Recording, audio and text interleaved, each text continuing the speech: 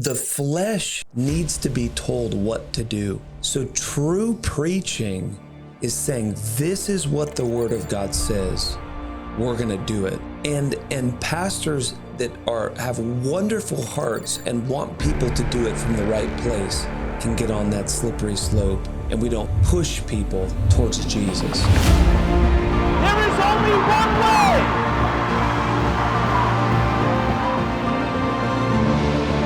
There is only one God. There is only one door, and his name is Jesus. You can daily experience the power of his resurrection in you and through you.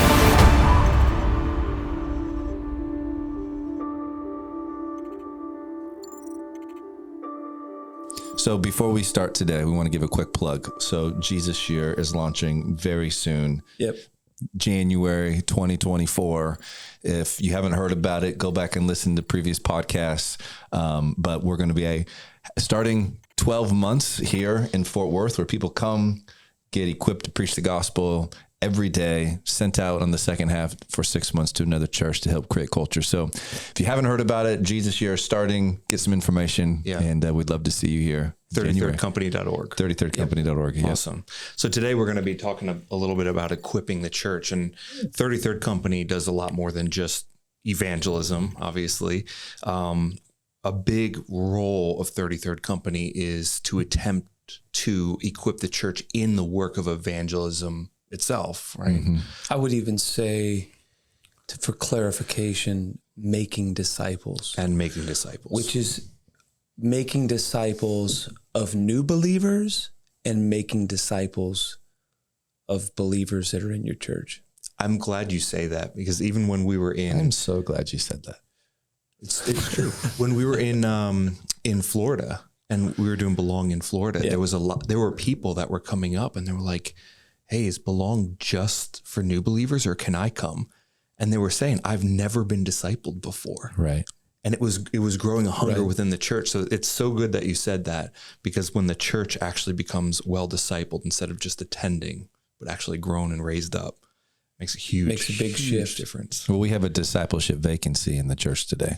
And so when we try to equip people to disciple others, 95% of them have never been discipled themselves. So the reason why most people don't know how to disciple people is because they haven't been discipled. Their level of discipleship is to show up to church. Because of exactly what he just said. We've turned discipleship into Sunday morning church. Right. And that can be void of relationship. I know we're getting a little bit ahead. No, it's okay. But what we're trying to do is to get the church not to stop what they're doing. They do so many good things. But to just have a subtle shift, right? To slow down enough to love people and to make people have it not just be a vision thing on the wall that we love people. You know, every church has three things they say, but meaning we actually slow down and spend time with people. Yeah. Which is the Jesus way. That's awesome. And I would say, we used to say at our church back in Washington, community doesn't happen in rows. So you look down your row, community doesn't happen in rows. It happens in circles. It happens around a dining table. It happens in a coffee shop. That's where community really happens. Same way discipleship doesn't happen in a row. It doesn't happen when you're shoulder to shoulder listening to a pastor preach to you. Discipleship happens face to face outside of a church setting, when you can go into life together, when you can challenge each other, when you can dig into the word together. That's what discipleship truly looks like. Yeah. Awesome. So what are some of the opportunities or ways that you've already been able to help equip churches? Some of the things that are going well right now. Yeah, there's, a lot of, we're doing a thing right now called Make Disciple events. It's new in the last 6 months. We've been doing it for a couple years. We're just refining it. Mm-hmm. So churches are seeing the fruit and what's happening here in Fort Worth, or when we were in Florida, or when we were in Washington, and they're saying, we want that fruit, right? So then they're asking us to come, and we'll come and we'll do a Saturday and then preach on Sunday. equipping time to teach them the ingredients it takes to make disciples, right? Because there's a certain ingredients that's needed in order to produce the fruit that we desire. So what we're helping churches see is you're desiring that. It's not just going to happen by just having us come in for a weekend. You're going to have to adopt and these ideas and these ingredients to make this happen. So I was in Brazil, kind of a funny story, in Londrina, Brazil with Paulo and his wonderful church there. And it was the first session. I said, is there anybody in here that bakes? And one guy in the back goes, me. I'm like, what do you bake? And he goes, coconut cream cake. And the whole place just goes, oh, like seriously, every person. So I said, who in here has had it before? And they're all like, yeah. And then I made a statement, who's ever helped him make it? Silence. I said, so you all like the fruit of the cake, but none of you like to actually do the work of making the cake. We're here to talk about making disciples. You're not just going to enjoy the, right. You got to. So we're helping churches right now do this. There's different challenges and we're learning as well.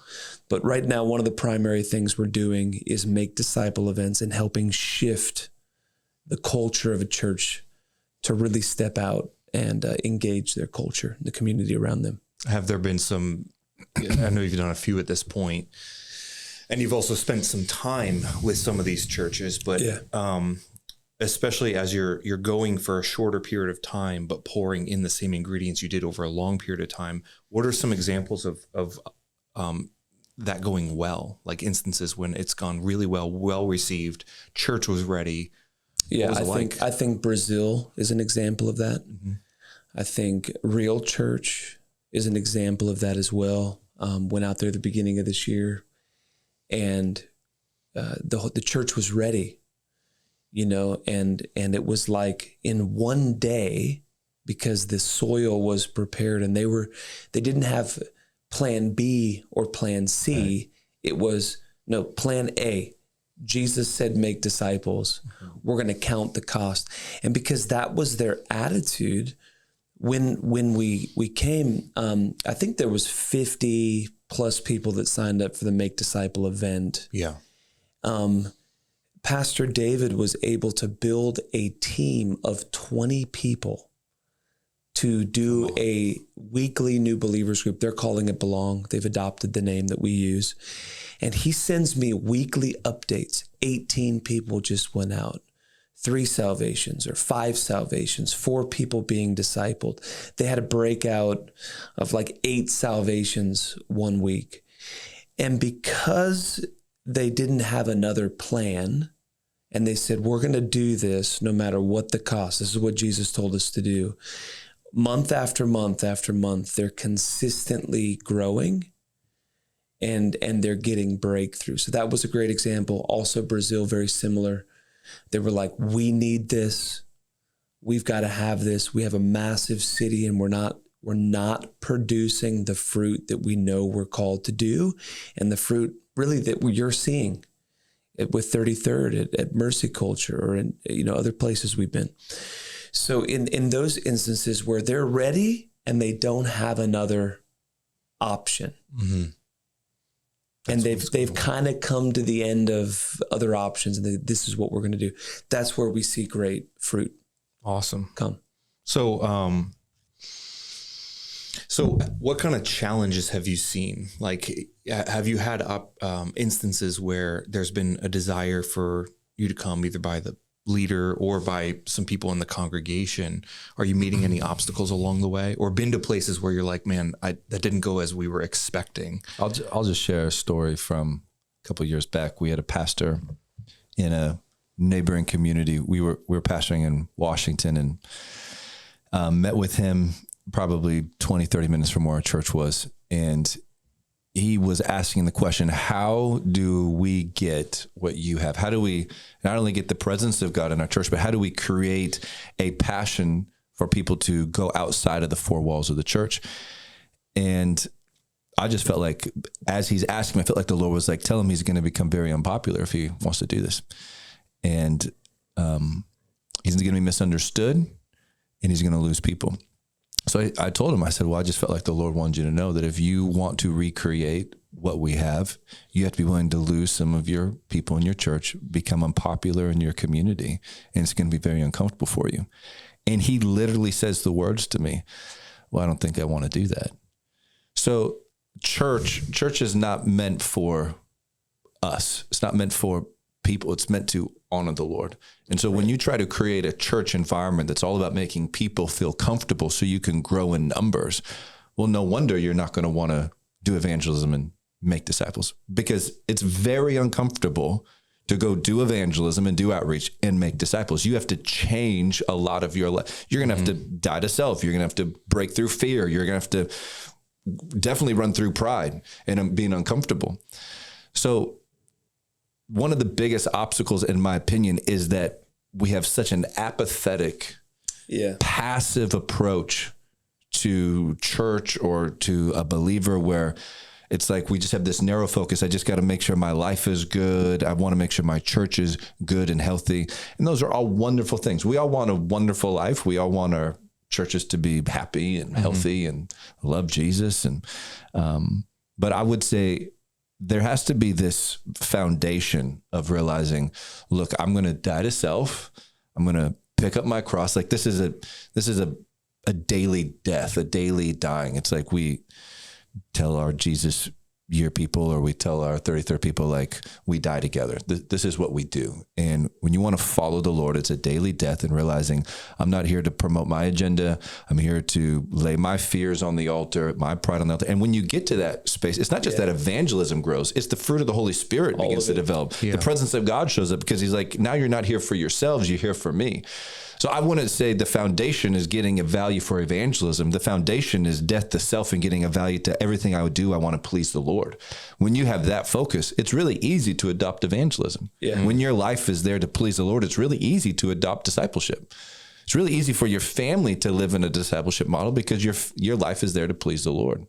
So you're saying there's some who they literally count the cost and go, nope, too high for me. I would say, yeah. Or as if it's optional. And varying degrees of that, right? Yeah. Every leader, every believer is counting some cost. Generally, it's their reputation on social media, where somebody in Iraq is counting their life as the cost. So we've so numbed our emotions and our feelings of what we're willing to tolerate. So you have that perspective, which is a large majority. Another element that I've seen in churches was just with a wonderful, again, this is not a salvation conversation, right? Or any of those things. We understand that we are very driven people. Okay, so we're pretty driven. We're going to do what Jesus says to do.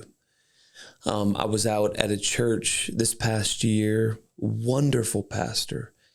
In his own life, he has the fruit of sharing his faith. He has the fruit of discipleship and living beyond himself, like truly a remarkable pastor.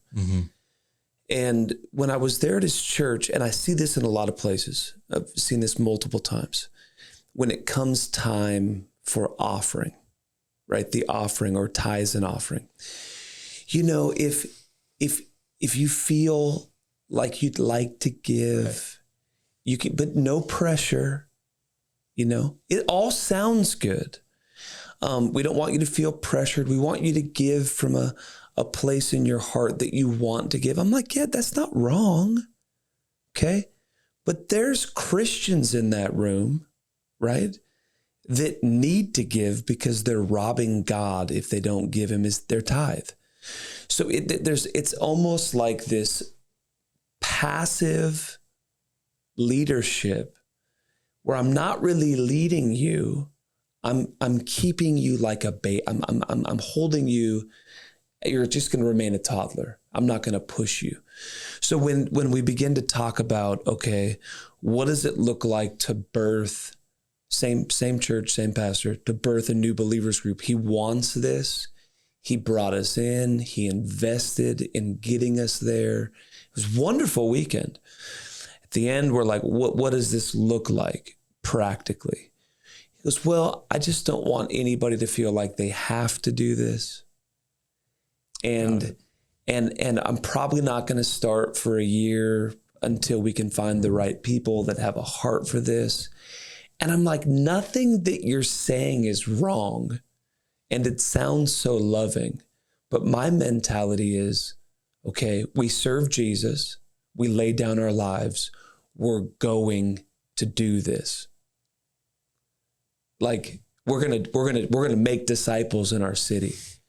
So it's this subtle thing of, then what we're actually doing is we're creating a church that's people-centered. It's also the same response that we have when the government tells us we can't meet for church or you can't sing in church. Mm-hmm. So I would say it's the slippery slope of being wrong. Maybe the heart behind it, but I might say that's a very dangerous thing to start promoting. And I don't want to make you feel like you don't have to read your Bible. You don't have to worship. So it's a slippery slope when you start going that direction. Because your motive is not, you're like, I want you to do it because you want to do it. Right. But you don't want to be manipulating. The flesh needs to be told what to do. Mm-hmm. So true preaching is saying, this is what the word of God says. We're going to do it. Right. And pastors that have wonderful hearts and want people to do it from the right place can get on that slippery slope, and we don't push people towards Jesus. It's actually where we start tolerating sin.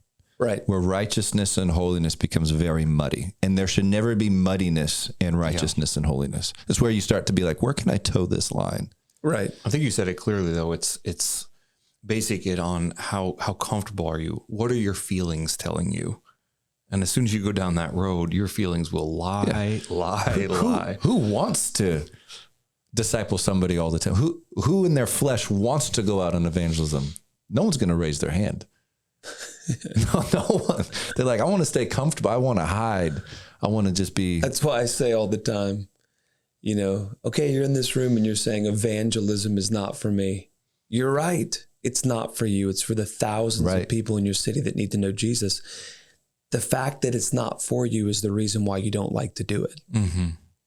So it's these finding a way to motivate the church to do it in a way that's loving and honoring and caring, but saying this is the standard of the Word of God. And people are looking to be led. Yeah. People are. So let's lead them. Well, what did Jesus say? What was his instruction on this? Follow me. And I'll make you fishers of men. And go make disciples. Go make disciples. I love the analogy of Peter in the boat.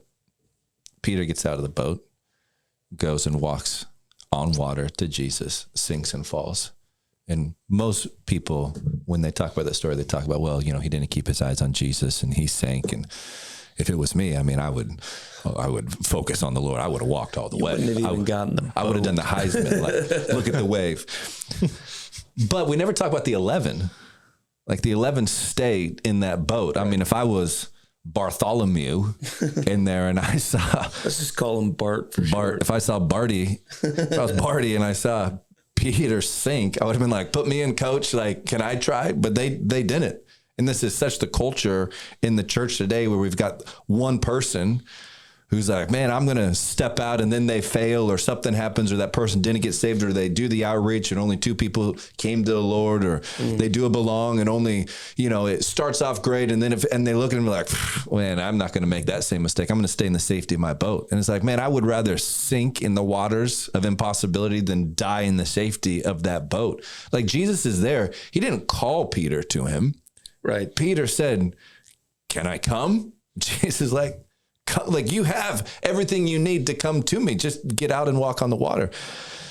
Too many people are those 11. Yeah, I think too, we've toiled all night and we caught nothing. Right. So I think there's a lot of pastors that are like, okay, we've seen a lot of these things. Mm-hmm. And they've done, I honor pastors. I love pastors. And evangelism is a piece to the whole puzzle. It's not the whole thing. Right. But they're like, I've done the back to school bash. I've done the Christmas present giveaway, all things I've done. We've done Hope in the Park. We've done this. We've done that. We've toiled all night, right? But Jesus says, put down your nets. Right. Yeah. Nevertheless. There's a supernatural catch that's coming. And I believe that God has given our ministry keys and tools that are unlocking the harvest right now. So I'd say to pastors and leaders, look at the fruit that we're seeing and put down your stinking nets and believe God to do it. And then challenging them. I love the ones that have worked. David at Real Church, he's giving a day to go out and to make disciples. Paulo at Logos Church, he's giving a day to do this. So we as leaders have to lead by example. And we are so weighed down in the church with meetings, and they're not all bad. I understand we got to have meetings and administrative stuff and things like that. But at the end of the day, we as leaders have to take responsibility and step out and do these things. I think that's another barrier. We're just too busy. Yeah. And I would say there's this spirit of competition in the church as well. You got these fivefold people operating in different aspects of the fivefold ministry. And the pastor looks at the evangelist and the evangelist looks at the pastor, and they don't get each other. And so there's this there's this challenge, why didn't you recognize me? Well, I don't understand you. And then you got the intercessor over there, like, I should be one of the fivefold and I'm not, and they're angry at everybody. And so it's each side recognizing and walking in humility to say, look, I want to honor you. It's the pastor looking at the evangelist and say, how do I steward you? How do I embrace you and love you? It's the evangelist coming in and both submitting their gifts to one. So it's collective effort to say, just as you said, evangelism is not the whole package. It's a piece of the whole puzzle, and it should be incorporated. I'm glad you mentioned that. I was talking with Caden yesterday about this, and I said, I'm your brother. I said, I have elder brothers. I'm essentially your elder brother here, but I don't answer to any person for my actions, but I will give full account for my life when I get to the Lord. And whether it's my conversation with you or anything else I do, I don't have a competitor on earth. I only have whether or not I did what I was called to do. And that's what I'm responsible for. And yeah, it is weird when we get a spirit of competition in the church, because essentially we're saying, I feel like I need to put my measuring stick up to yours instead of you putting the measuring stick up to the calling that you were called to. Well, and I would just say too, an unsubmitted evangelist is a dangerous evangelist. Right. So if an evangelist is saying, well, I'm just not valued, they're just not listening to me. An unsubmitted evangelist, you're destructive. You will destroy. You're a bull in a china closet. Yeah. Just like an unsubmitted pastor is dangerous.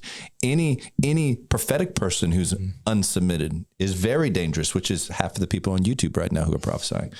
So let's be very careful. Your church or your community that you're part of may not understand you today.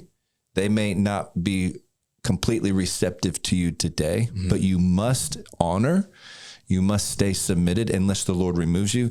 But I think we have this issue with a lot of people who are trying to force and push, and they don't stay submitted, they don't honor, and it continues to create a greater divide in the church. We're like, well, that's why we just don't do evangelism. Look at that. He's just another one of those evangelists who's acting crazy, doesn't submit. It's all about him, and it's dangerous and destructive. Yeah, which is not it's not the culture of 33rd at all. No. I was with Pastor Les, Waco pastor, having lunch, and he said, when I spoke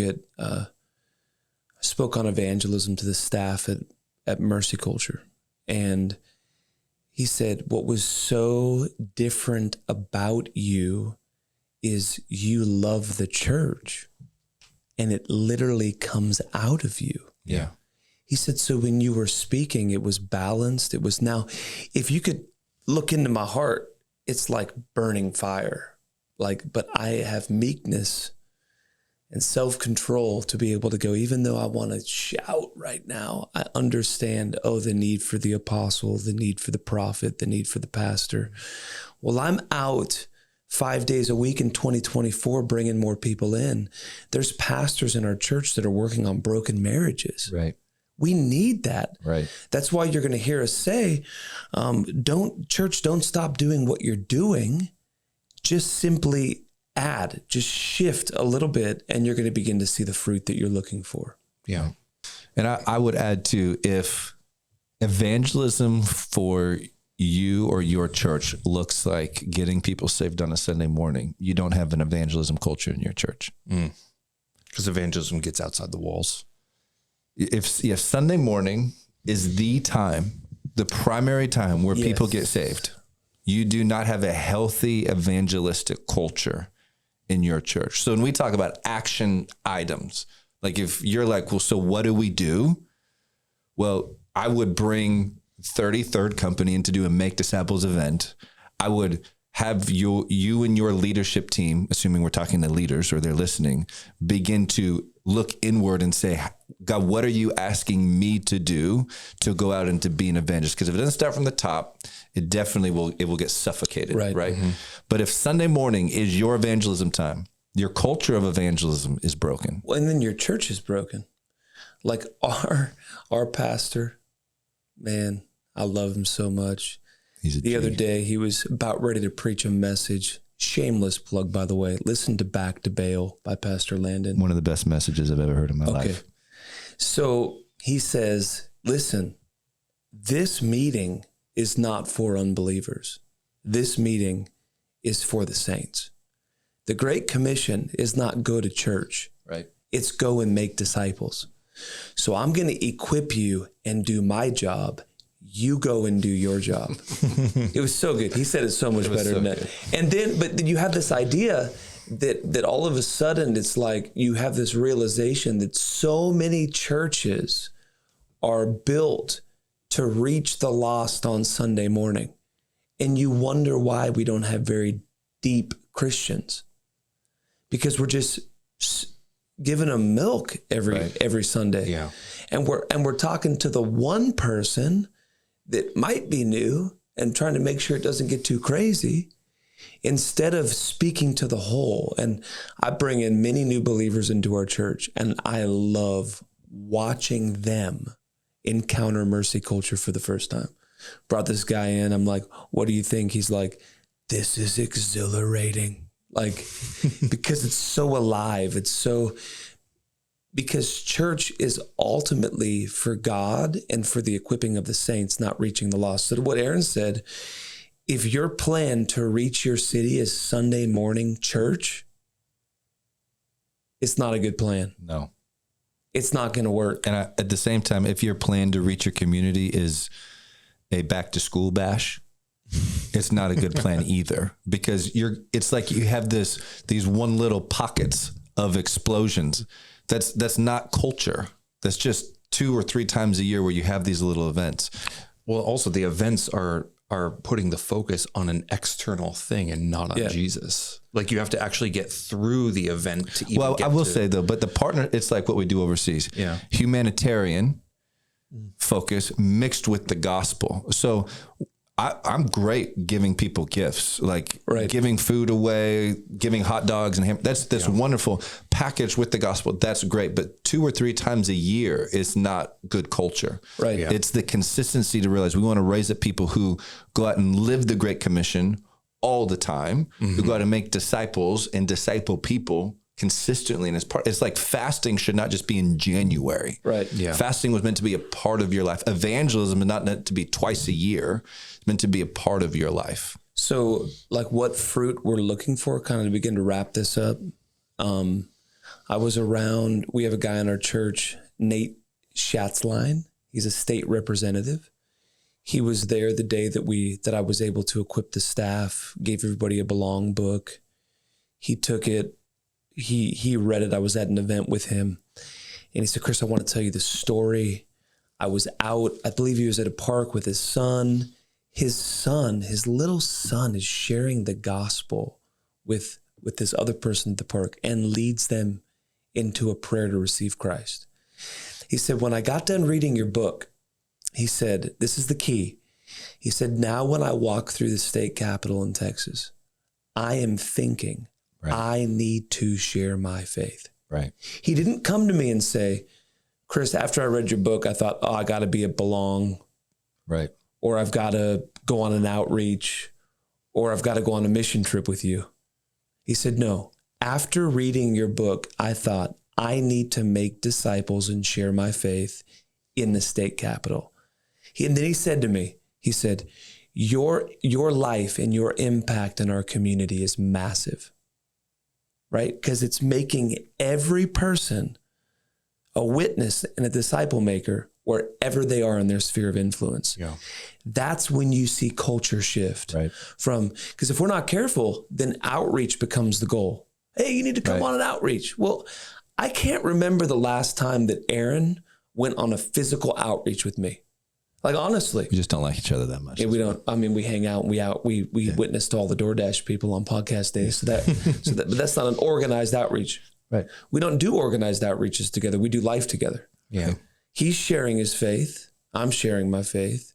And it becomes a natural overflow of our life with Jesus. Yeah. And then that's also how you lead yourself. Let's go back to fasting. If I'm waiting for the church to always lead me, I'm only going to fast when the church says it's time to fast. Mm-hmm.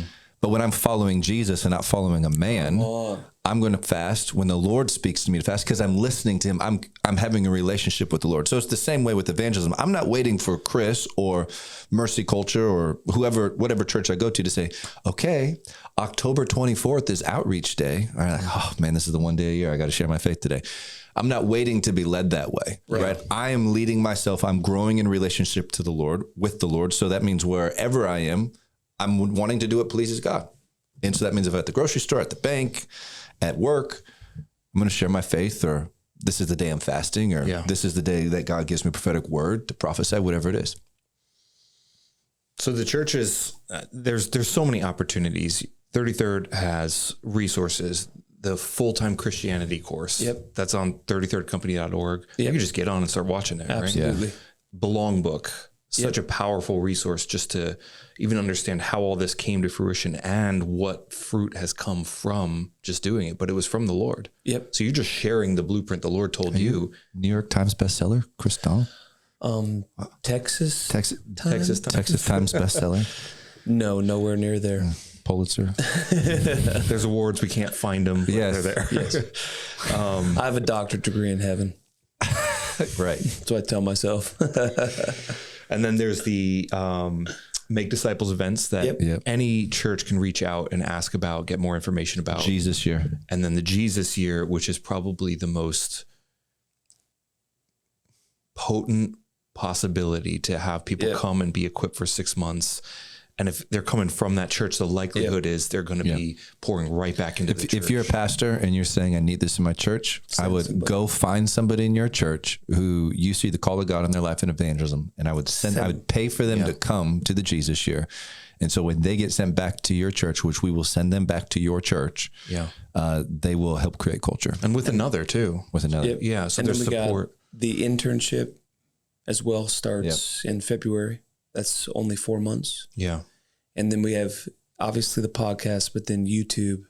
We got tons of YouTube equipping videos for people on all different topics.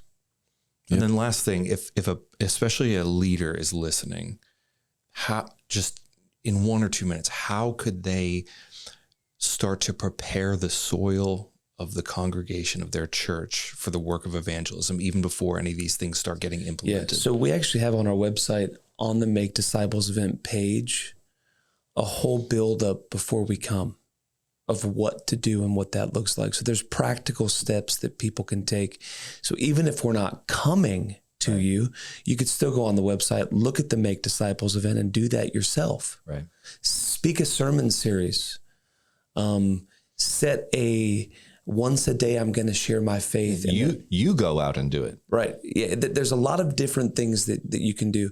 Or I'd say to the pastor that's listening or the leader, reach out to us, come and spend a day with me. Yeah. Fly here. Like it was last month. I flew to North Carolina for one day to meet with a guy because I knew how important it was. And the guy said to me, I'm so impressed that you would fly here and spend time with me. Your money, because your we investment. want what he has. Yeah. Right. There's anointing on his life. That's the value you place. And then you receive that value back. And it was so great. Picked me up at the airport, spend time with me. So if you're a leader and you want to come spend time with us, come spend some time with us and we'll have a blast.